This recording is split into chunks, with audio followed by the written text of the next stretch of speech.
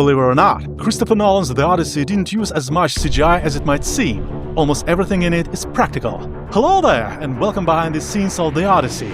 So this is the first feature film shot completely in IMAX, thanks to newly developed silent IMAX camera technology. Although The Dark Knight was the first Hollywood feature to use IMAX cameras. Nolan explained that IMAX remains the core format for the film, continuing his long-standing commitment to large-format filmmaking. The goal is to make audiences feel physically present inside the story, rather than simply watching it. The production captured more than 2 million feet of film, making it one of Nolan's largest productions ever photographed on film.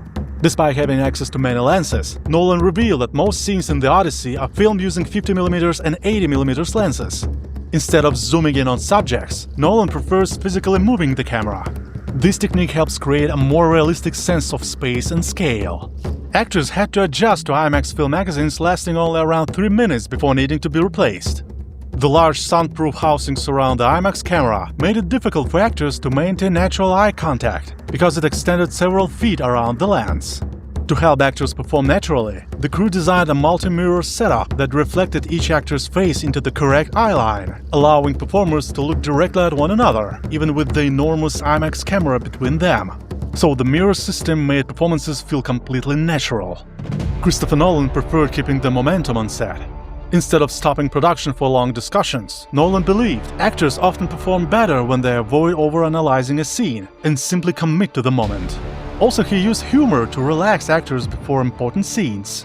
Matt Damon and Anne Hathaway described the production as unusually old-school, saying everything possible was done practically and in camera, similar to how large-scale films were made decades ago, emphasizing practical sets, real locations, and physical filmmaking over digital effects. Even the giants were brought to life without using CGI, just visual tricks.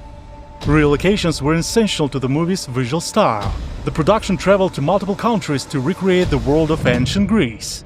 Filming in Greece, Italy, Morocco, Iceland and Scotland allowed Nolan to capture diverse landscapes that matched the different stages of Odysseus' legendary voyage. Of course, CGI was used for the film's fantasy elements, but only to enhance practical photography rather than replace it. The shoot was extremely challenging, with long days in difficult outdoor locations, including mountains and harsh weather. Despite the enormous budget and scale, Nolan's directing style felt surprisingly intimate, giving actors creative freedom while keeping every detail carefully planned. Filming often took place in remote, demanding locations, with everyone, from actors to Nolan himself, enduring the same difficult conditions together.